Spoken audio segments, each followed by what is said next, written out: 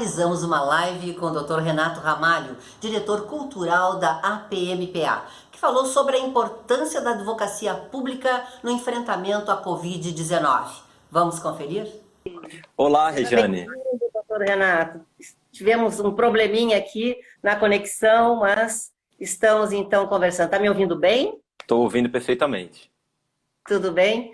Vou então falar para os nossos telespectadores, nossos apoiadores, os nossos parceiros do programa Momento Jurídico, o seu currículo. O senhor que chegou há pouco, né, de Pernambuco, não faz 2 anos ainda, é mestre em Direito do Estado pela UFPE, a Universidade Federal de Pernambuco, doutorando em Direito Financeiro pela USP. Há 2 anos, então, praticamente, está em Porto Alegre, onde é procurador municipal, coordenador da Força-Tarefa da Procuradoria-Geral do Município para o combate à Covid-19 e diretor cultural da APMPA, Associação dos Procuradores do Município de Porto Alegre. Tudo bem? O nosso assunto de hoje, então, é a importância da advocacia pública no enfrentamento à Covid-19. E eu já vou fazer direto uma pergunta para o senhor, doutor Renato. Como tem sido o trabalho da advocacia pública neste momento tão complexo que estamos vivendo com o confrontamento à Covid-19? Rejane, em primeiro lugar, gostaria de saudar a você, a toda a sua equipe, a todos que estão nos ouvindo e nos assistindo nessa inusitada forma de transmitir, de fazer comunicação. Há um certo tempo que a gente não fazia uma entrevista, então fico muito satisfeito e feliz de estar novamente trocando essa ideia contigo, especialmente por ser um canal que sempre valoriza tanto a advocacia pública, especialmente a advocacia pública municipal aqui em Porto Alegre. Bem, Rejane, vivemos tempos desafiadores, né?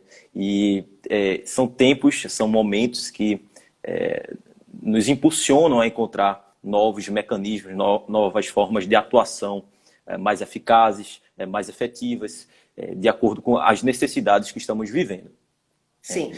Nesse contexto, a advocacia pública, que, na verdade, é uma das atividades essenciais à justiça, e entenda-se justiça como aquelas atividades vinculadas à garantia de todo o sistema de justiça brasileiro, a advocacia pública, então, se destaca pela orientação e também pela defesa do poder público, fazendo, então, uma defesa da população através dos entes federativos.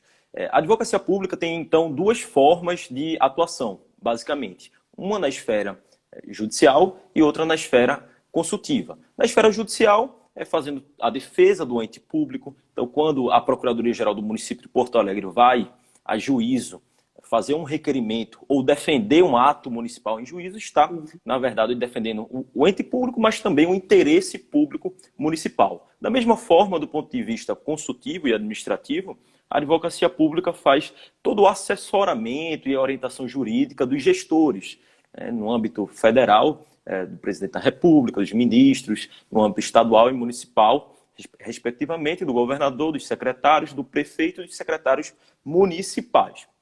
Fora toda a administração indireta. Então, há uma profunda ligação entre a advocacia pública e o regime democrático, né?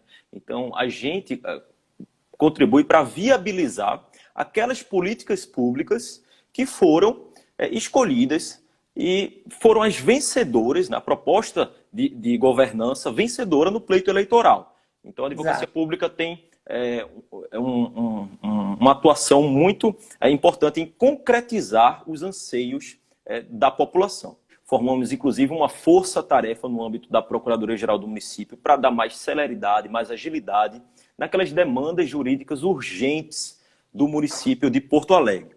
Fazemos, então, tanto a defesa judicial do município no que se refere ao coronavírus, como também a orientação aos gestores, aos secretários, em relação às normas municipais que vêm sendo editadas, né, para o controle sanitário, para o controle epidemiológico, né, para o combate à pandemia. Também fazemos a orientação em relação às contratações públicas, em relação a minutas de projetos de lei e minutas de decretos. Todos esses decretos municipais, Regiane, que você vem vendo aqui em Porto Alegre, todos eles passam pela Procuradoria, especialmente ali o núcleo da Força-Tarefa, né? E todas essas medidas vinculadas ao coronavírus, à construção de hospitais, agora em um regime de doação com a iniciativa privada, toda a questão do monitoramento em relação ao isolamento social, todos aqueles protocolos de saúde,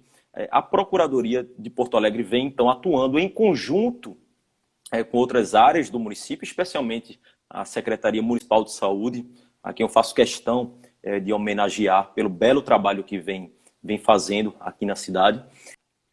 Qual o impacto do isolamento da Covid-19 está trazendo para a rotina de trabalho de todos os procuradores municipais? Então, do ponto de vista dos colegas que estão na área judicial, considerando que a grande maioria dos processos são eletrônicos hoje em dia, temos a implantação, na verdade, em todo o município, né, do teletrabalho. E vem se mostrando um mecanismo muito eficiente de redução de custo para a administração pública e de aumento da produção, já que é um trabalho intelectual, então exige que você tenha concentração, exige que você tenha um zelo na elaboração de suas manifestações. Esse teletrabalho vem, então, ampliando para a produtividade da Procuradoria.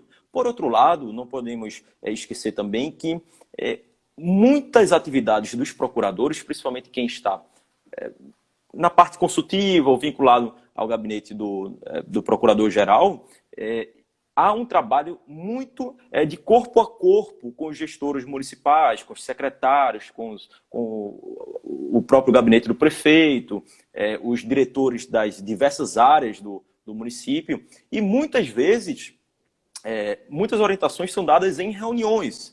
Como avalia esta situação atual, então? Regiane, a Constituição de 88 trouxe inúmeras atribuições aos municípios, né?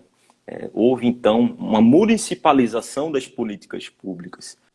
Por outro lado, não houve a correspondente previsão de receitas para que o município possa concretizar de forma adequada essas políticas públicas descentralizadas. Então, diante disso, o que vem acontecendo ao longo das últimas décadas, na verdade, é uma forte pressão da população, dos setores sociais, para que o município execute políticas públicas cada vez mais eficazes, quando, por outro lado, os municípios têm suas receitas cada vez mais limitadas. Por isso que se fala em um novo pacto federativo.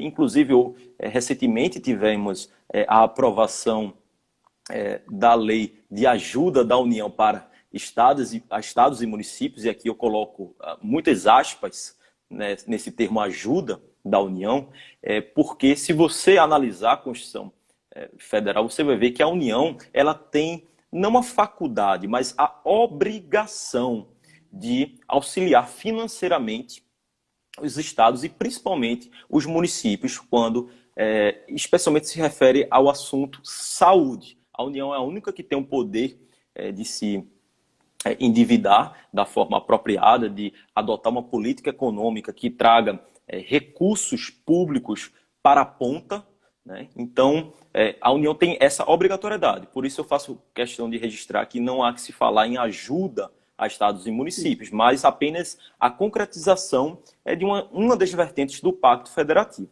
E vale destacar também, Regiane, que no âmbito das ações judiciais que a gente vem analisando, vem se deparando, no âmbito dos pareceres jurídicos em diversas esferas, estamos vivendo um período muito importante para consolidar a competência municipal no âmbito do ordenamento jurídico brasileiro. Isso significa, Regiane, principalmente quando se fala de saúde, que o município é o ator que tem as maiores informações e o maior conhecimento fático e técnico das situações locais. O que é que eu quero dizer com isso? Quem tem o poder e o respaldo técnico para editar normas no âmbito local, normas sobre abertura ou fechamento de estabelecimentos, normas sobre o uso de parques, sobre o transporte público municipal, sobre até mesmo as igrejas, os templos. Quem tem os dados são os municípios. Então, compete aos municípios a proteção da população. Nós, profissionais do direito, eu sempre costumo dizer isso, temos que ser mais humildes, nos abrir para as outras áreas, fazer um diálogo de fontes, fazer um diálogo científico com outras áreas, saúde, mobilidade, infraestrutura. Nós temos que estar abertos a outras visões. O direito não existe por si só. E no ponto de vista da atuação da advocacia pública, isso ficou muito evidente nessa pandemia, né? Então estamos no dia a dia ali com o secretário de saúde, os órgãos técnicos de saúde, a vigilância sanitária, o setor de transporte público, o setor de obras, o setor do meio ambiente. Então você vê que houve um entrelaçamento das relações entre a advocacia pública com outros setores, com outras áreas. Então, eu acho que é uma missão, uma lição que fica, especialmente para a advocacia pública, nesses tempos, é que nós temos que atuar com maior multidisciplinariedade, ou seja, estarmos abertos e dialogando de forma mais próxima com outras ciências no âmbito do poder público. E vale registrar, Rejane, que a advocacia pública foi reconhecida como uma atividade essencial,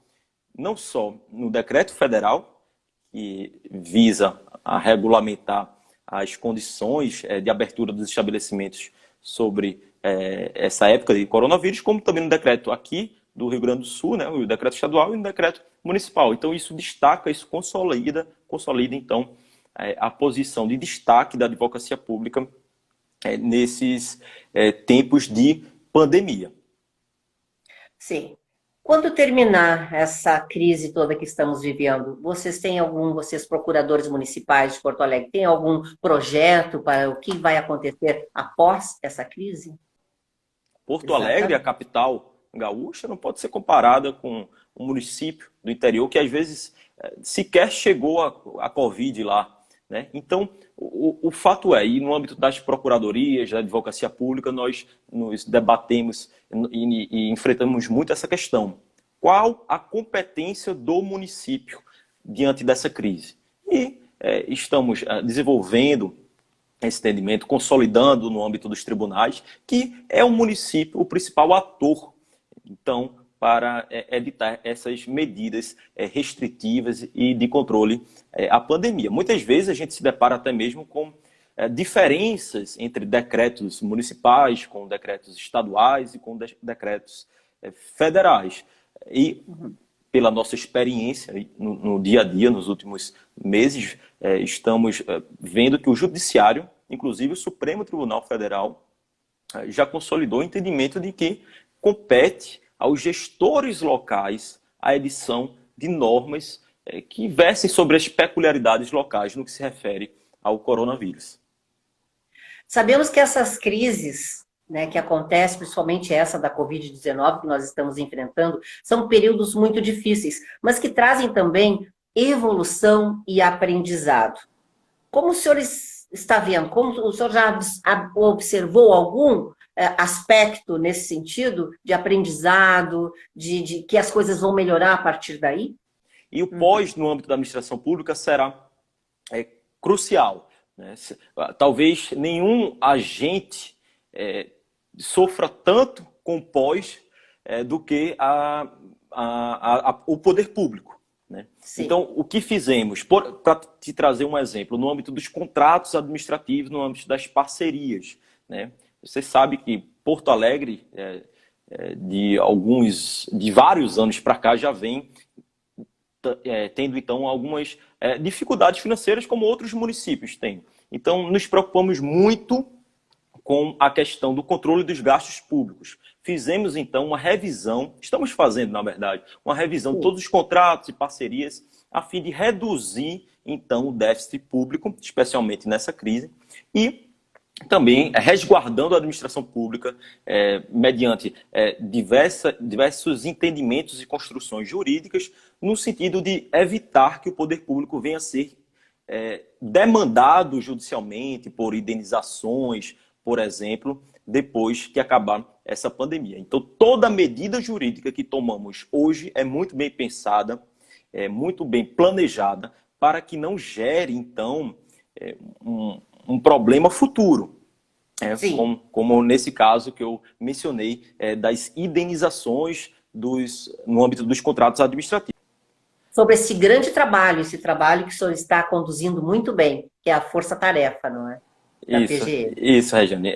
Eu gostaria de agradecer o espaço que você está nos dando para esclarecermos um pouco mais sobre o nosso trabalho. Mencionar que já trabalhamos com 5 projetos de lei, mais de 50 decretos no âmbito aqui de Porto Alegre, atuamos em mais de 50 ações judiciais, fizemos um trabalho, estamos fazendo um trabalho muito importante de diálogo com outras instituições, como o Ministério Público, tribunais de contas, fazendo mais de 70 horas de audiências e reuniões com esses órgãos de controle, exatamente visando alinhar os entendimentos, né?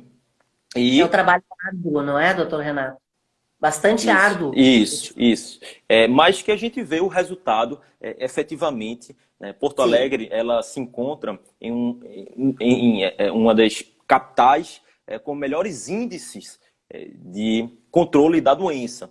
Porto Alegre vem sendo referência nacional no combate ao coronavírus. E muito desse êxito de Porto Alegre se deve à atuação da administração pública municipal, especialmente da advocacia pública, né?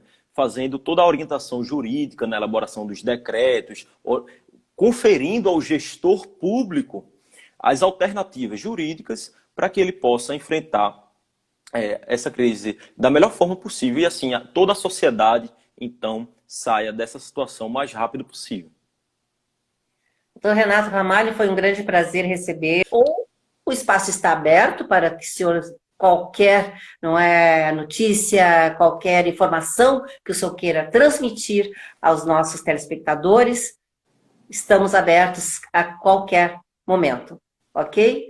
Ok, Regiane, eu agradeço a oportunidade, coloco não só a Força Tarefa como a Procuradoria à disposição, estamos respondendo muitas consultas de particulares aqui em Porto Alegre, que tem dúvidas sobre a interpretação dos decretos, né, fazendo todo o auxílio na fiscalização, orientando os fiscais do município. Então, estamos com esse contato direto então, com a população. Então, ficamos à disposição de você, do seu público. Gostaria de agradecer a oportunidade, a presença de tantos colegas da Procuradoria de Porto Alegre e de procuradorias de várias capitais e cidades ao redor do Brasil. Estou vendo aqui muita gente participando de todo o Brasil. Então, agradeço a atenção e a oportunidade de debater um pouco a atividade da advocacia pública.